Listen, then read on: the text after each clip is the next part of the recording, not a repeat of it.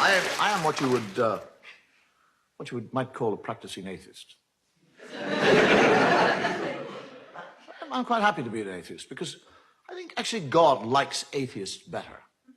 We never ask him for anything. We're not bothering him all the time saying, oh God, please help me, I want this thing.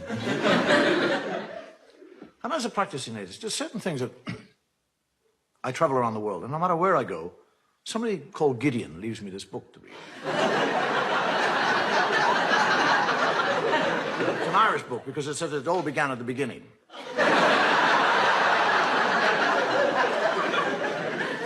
There are certain things that, when I read the Bible, and I do read the Bible, that I find difficult to understand. I mean, if God has been there forever, what was he doing before he got to us? I mean, what was he out there doing? Was he sitting there going, bored today, what'll I do? I mean, suddenly from nowhere, he suddenly decided to create a world. I'll make a world, that's what. Make a world, yes, that's what I'll do. Rivers, seas, boom, mountains,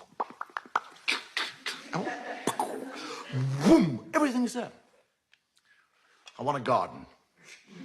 I'd like a nice garden. Whack! Garden me. Hate gardening. Need a garden. Ah, garden, spit and dust. Adam. Hey!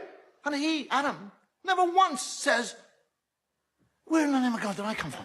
I mean, he's 40 years of age. He has no child and he has no recall. He doesn't say, how did I get here? But he's quite happy. He just kind of trundles around the garden, working away. And God is looking at him.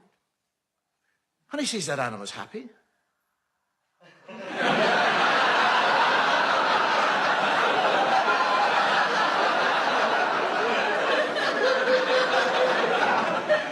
I didn't put him there to be happy. I'll put a stop to that. And God, during the night, sneaks down like a thief and steals. Doesn't ask, doesn't request, doesn't... Steals it. His rib. And from his rib, he makes woman. And Adam wakes up in the morning, he's a real thickie. He's lying there, and there's somebody else, he doesn't say, where did you come from? How the hell did you get here? Where did you get those lumps?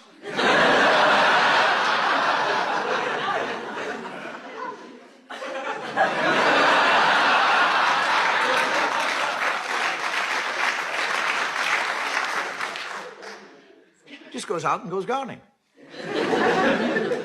And God comes down and has a conversation with Eve and tells her that she can eat of any fruit in the tree in the whole garden with the exception of one fruit tree. He's talking to a woman. He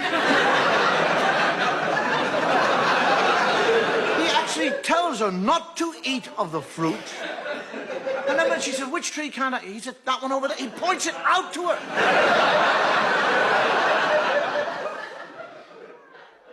And when he goes and hides, and she sneaks up to the tree, and a snake comes down and has a conversation. A snake. Now, if I see a snake, I'll back off. One starts talking, I'll crap myself.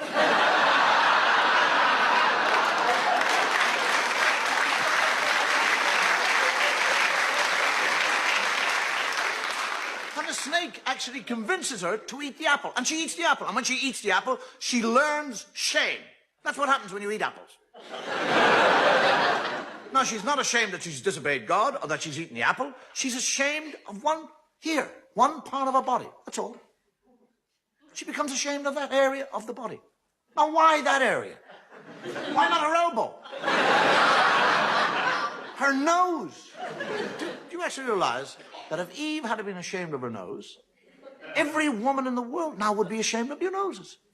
You'd all be sitting here tonight with little nose knickers on.